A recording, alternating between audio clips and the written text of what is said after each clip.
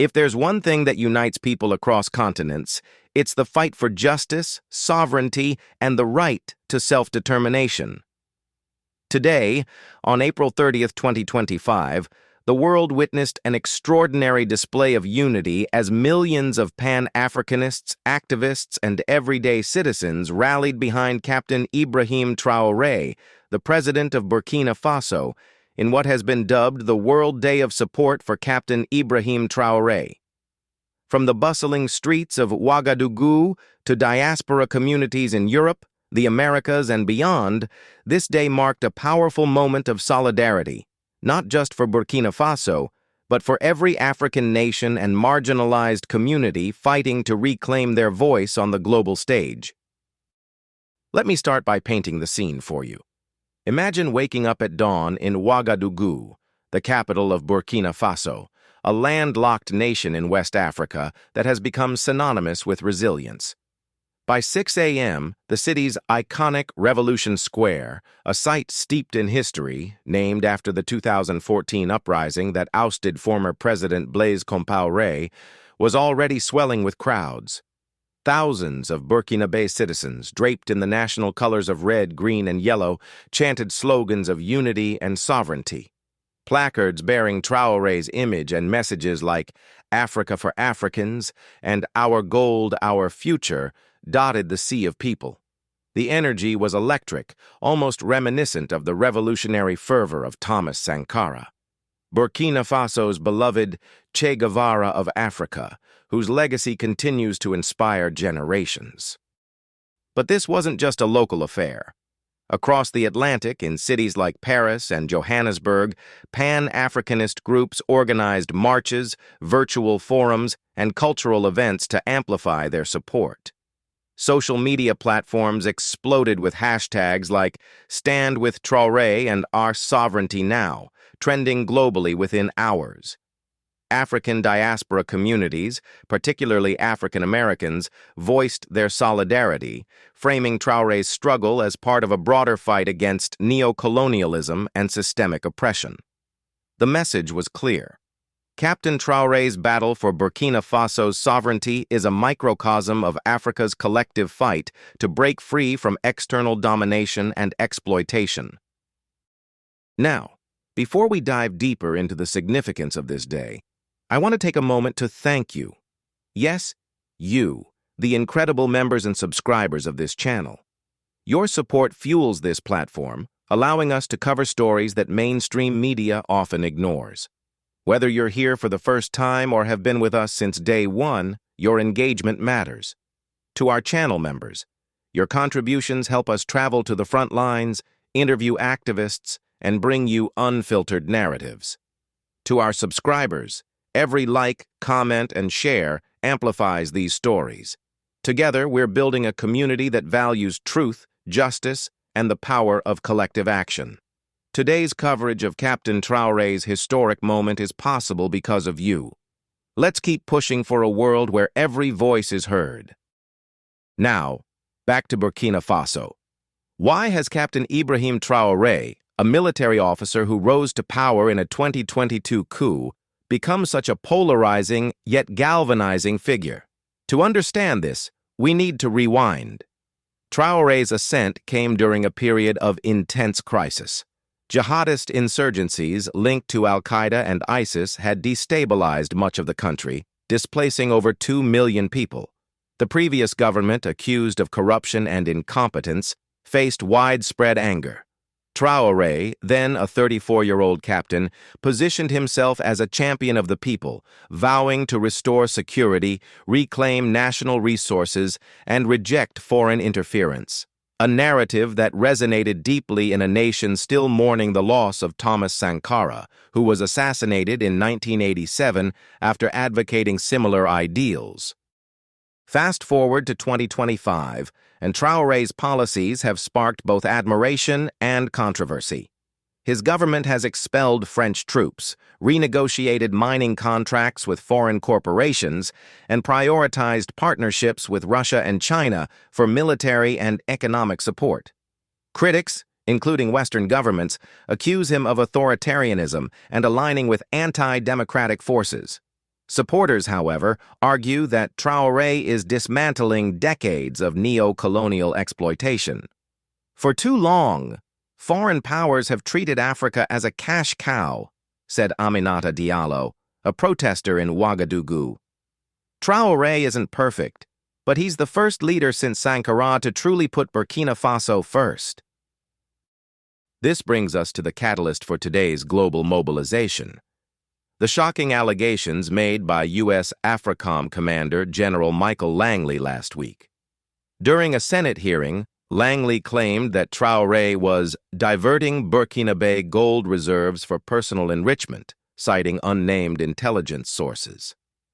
The accusations sent shockwaves through Burkina Faso, where gold mining is a cornerstone of the economy, and where many still remember how foreign interests plundered the nation's resources during colonial rule. Traoré's government swiftly denied the claims, calling them a desperate smear campaign to undermine Burkina Faso's sovereignty. The timing of these allegations is no coincidence. Traoré's recent decision to nationalize several gold mines, previously controlled by Canadian and French companies, has drawn fierce backlash from Western powers. Meanwhile, Burkina Faso's partnership with Russia's Wagner Group, a move Traoré defends as necessary to combat terrorism, has further strained relations with the West. For many Africans, Langley's accusations highlight a double standard.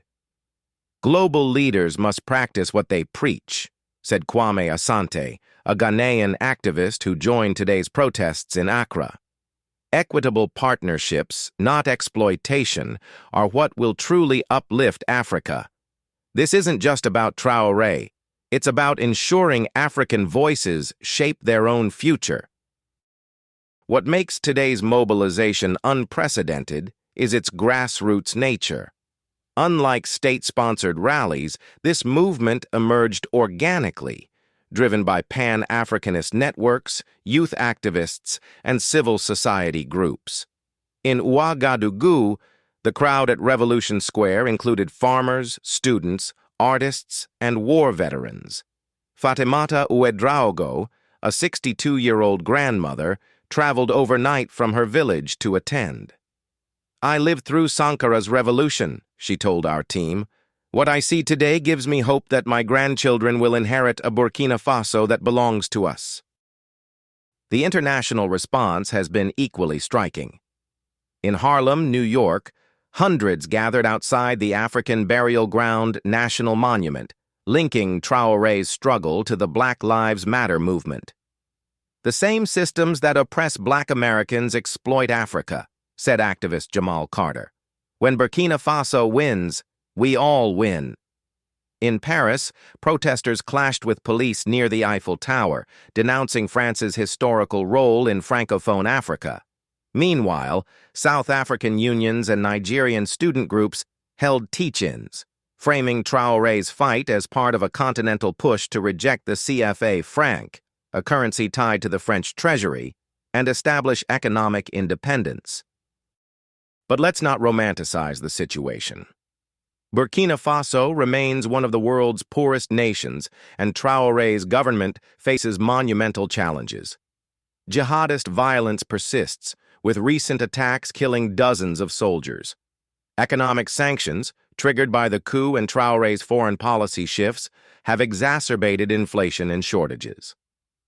Some Burkinabe citizens privately express skepticism about Traoré's long-term plans, fearing military rule could become entrenched.